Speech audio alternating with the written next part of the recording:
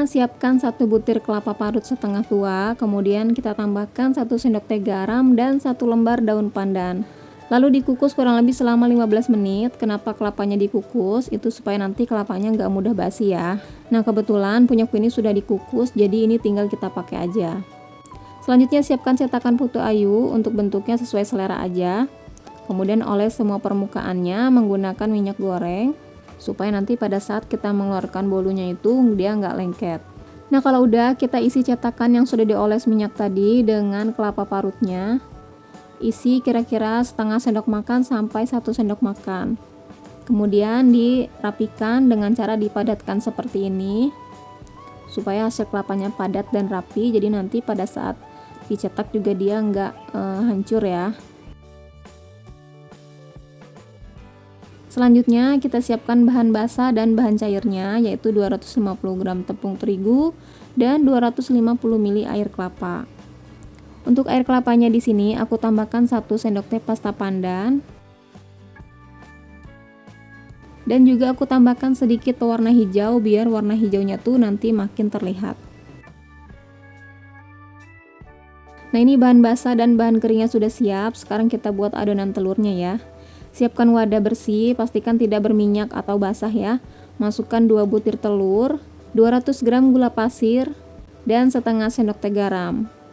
Kemudian ini akan aku mixer sebentar aja supaya gulanya sedikit larut. Karena gula yang aku pakai itu butirannya sedikit kasar, jadi kita mix sebentar aja sampai dia sedikit berbusa gitu ya.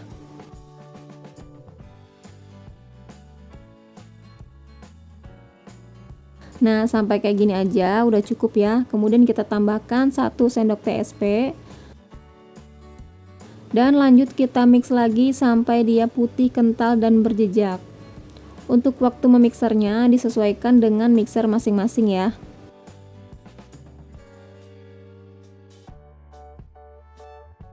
Setelah putih kental berjejak seperti ini, jadi kalau kita angkat mixernya, adonan telur kental dan tidak mudah jatuh ya. Itu tandanya adonan sudah putih kental berjejak. Selanjutnya kita masukkan bahan kering dan bahan cairnya. Nah, ini tadi sudah aku masukkan terigu dan air kelapanya, cuma lupa aku record ya. Jadi kita masukkan terigu dan air kelapanya ini jangan sekaligus, kita masukkan dalam 2 atau 3 tahap. Oke, ini kita aduk dengan mixer dulu dalam keadaan mixer belum menyala, supaya nanti terigunya tuh nggak berhamburan saat di mixer.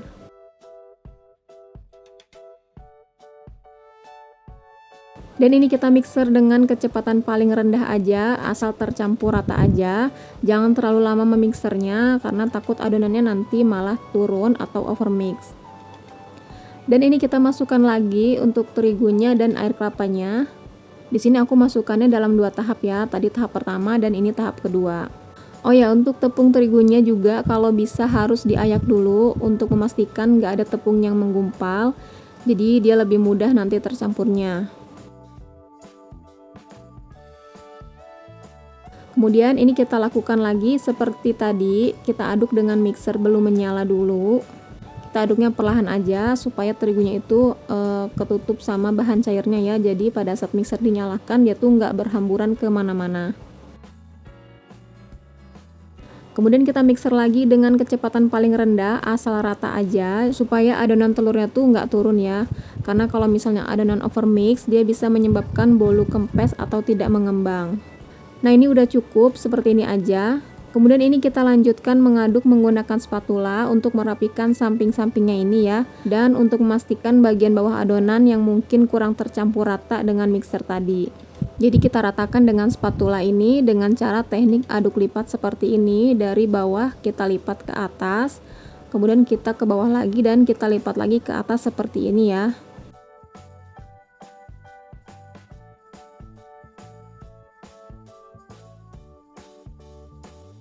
Nah, ini aku rasa sudah cukup ya. Ini sudah tercampur dengan rata, adonannya juga masih bagus, masih kental. Kalau seumpama adonan kalian terasa encer dan terlihat menyusut, itu bisa jadi karena overmix ya teman-teman. Jadi pengadukan di step ini harus benar-benar perlahan tapi pasti ya. Jadi biar hasilnya tuh bagus nanti. Oke, selanjutnya ini kita isikan ke cetakannya sebanyak 3/4 dari cetakannya. Karena nanti dia akan mengembang pada saat dikukus ya. Dan pastikan kalian sudah memanaskan kukusan juga ya. Jadi setelah bolu sudah selesai bisa langsung masuk ke kukusannya. Oke, ini tinggal kita kukus aja ya. Di sini kukusanku sudah mendidih dan beruap banyak, jadi langsung aja kita tata di kukusannya. Dan ini kita kukus kurang lebih selama 15 menit dengan api sedang cenderung kecil. Nah, kalau kalian pakai kukusan yang bulat, tutup kukusannya kalau bisa dialasi dengan serbet atau kain supaya uap air tidak menetes ke bolunya ya. Setelah 15 menit bolu sudah matang dan ini sudah bisa kita angkat. Dan kita lanjutkan mengukus sisanya sampai selesai ya.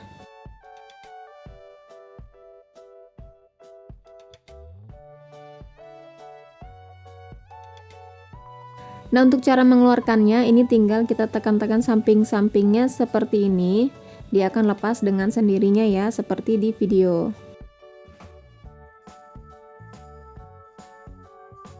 Dan ini dia hasilnya kue putu ayu ekonomis yang kita buat tadi. Satu resep ini dari 2 butir telur aja kita bisa dapetin 42 pieces putu ayu ya. Wah, lumayan banyak banget dengan hasil selembut ini. Kalian bisa lihat, kelihatan banget kalau ini tuh bener-bener lembut dan bener-bener ringan banget. Dan untuk rasanya ini udah pasti enak dan gak seret sama sekali ya teman-teman. Pokoknya ini cocok banget buat ide jualan rumahan ataupun isian snack box.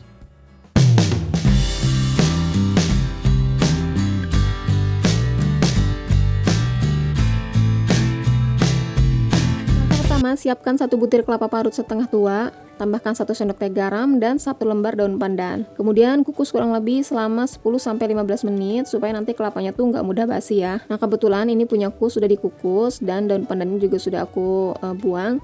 Jadi ini tinggal kita pakai aja. Selanjutnya siapkan cetakan putu ayunya, kemudian oles dengan minyak goreng ke seluruh permukaannya ya. Lakukan hingga semuanya selesai.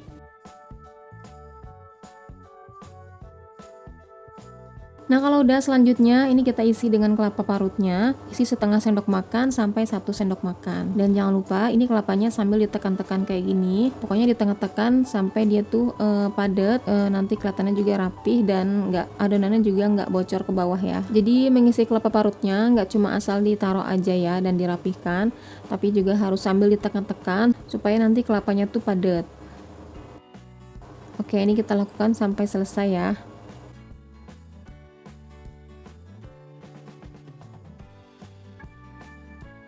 Selanjutnya kita buat bahan cairnya. Siapkan chopper atau blender, masukkan 100 gram nanas dan 150 ml air. Jenis nanas yang aku pakai ini nanas madu ya teman-teman. Kemudian ini kita chopper hingga rata dan halus.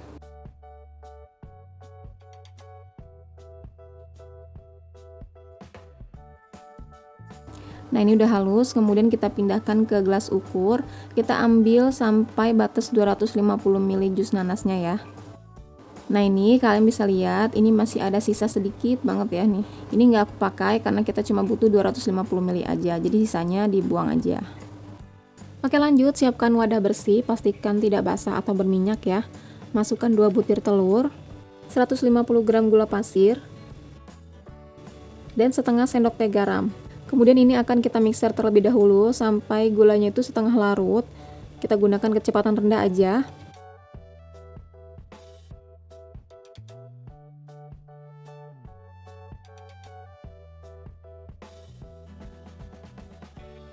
Nah, kalau udah seperti ini, kemudian kita tambahkan 1 sendok TSP ke dalam adonan.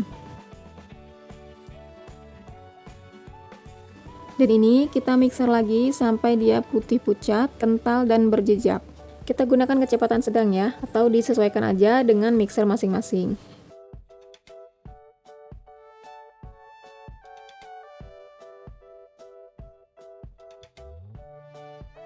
Nah, kurang lebih sampai dia kental putih seperti ini. Jadi kalau mixernya kita angkat, adonannya nggak mudah jatuh ya. Lanjut, ini kita masukkan bahan basah dan bahan keringnya. Kita masukkannya bertahap aja. Kita masukkan jus nanasnya tadi sebagian dulu.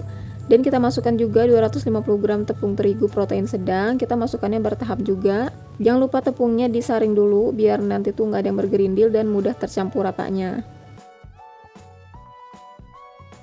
Kemudian ini kita aduk dulu dengan mixer dalam keadaan mati supaya tepungnya tuh nanti nggak berhamburan atau nggak berterbangan ya saat di mixer. Nah, kalau udah kita mixer asal rata aja dengan kecepatan paling rendah. Jangan lama-lama, yang penting asal rata aja. Kemudian kita masukkan lagi bahan basahnya dan tepung terigunya sama seperti di awal tadi ya.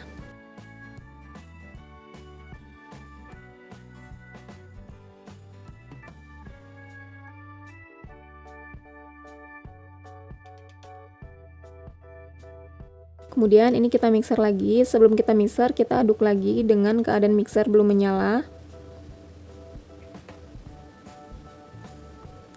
Kemudian kita mixer lagi asal rata aja. Jangan terlalu lama memixernya karena takutnya nanti adonannya malah turun. Jadi cukup asal rata aja karena nanti akan kita lanjut mengaduk menggunakan spatula ya untuk meratakan adonannya. Nah, ini kayak gini aja udah cukup. Oke, kemudian ini kita lanjut aduk dengan spatula untuk meratakan yang kira-kira tuh belum tercampur tadi ya.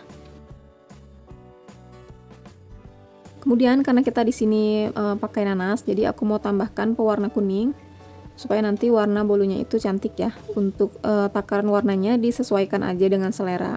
Dan ini kita aduk lagi menggunakan spatula dengan cara teknik aduk lipat. Jadi aduk kayak gini aja, perlahan aja sampai dia tercampur rata.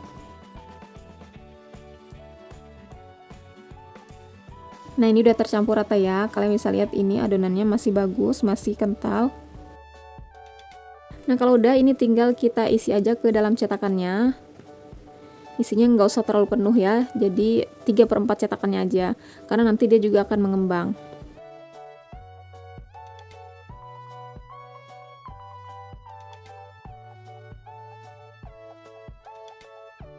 Nah, kalau udah diisi semua, selanjutnya ini tinggal kita kukus. Di sini aku sudah siapkan kukusan dan kukusan ini juga sudah mendidih airnya dan beruap banyak. Kita masukkan adonan putu ayunya, kemudian kita kukus kurang lebih selama 15 menit menggunakan api sedang cenderung kecil. Nah, setelah 15 menit, kalian bisa lihat ini hasilnya mekar sempurna. Kelihatan ya kalau bolu ini tuh bener-bener lembut banget dari mekarnya aja.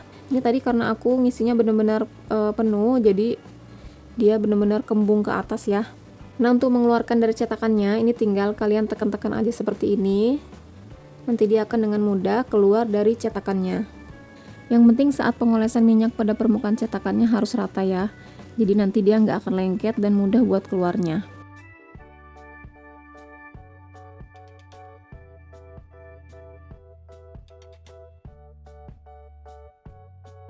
Oke, dan ini dia hasilnya putu nanas atau kue putu ayu nanas yang kita buat tadi. Satu resep ini aku dapat 34 buah dengan isian tadi full cetakan ya. Kalian bisa lihat ini kelihatan banget kalau bolunya itu lembut banget ya. Dan ini cantik banget, warnanya juga cantik. Dan karena kita pakai jus nanas asli, jadi wangi nanasnya itu benar-benar berasa banget. Wanginya enak banget, harum banget, lembut dan sangat empuk ya. Dari segi tekstur karena kita pakai jus nanas asli, jadi tekstur putu nanas ini lebih lembab dari putu ayu biasanya ya. Tapi dia sama-sama lembut dan moist banget. Kalau misalnya kalian buat tapi jus nanasnya itu mau kalian disaring dulu jadi tanpa ampas, itu juga bisa ya. Hanya saja menurut aku kalau ampasnya itu dibuang, jadi wangi nanasnya itu kurang nendang aja. Jadi kayak kurang berasa wanginya. Pokoknya disesuaikan aja dengan selera masing-masing ya. Oke, kurang lebih seperti itu. Terima kasih sudah menonton videoku hingga akhir. Sampai ketemu lagi di video berikutnya ya. Wassalamualaikum.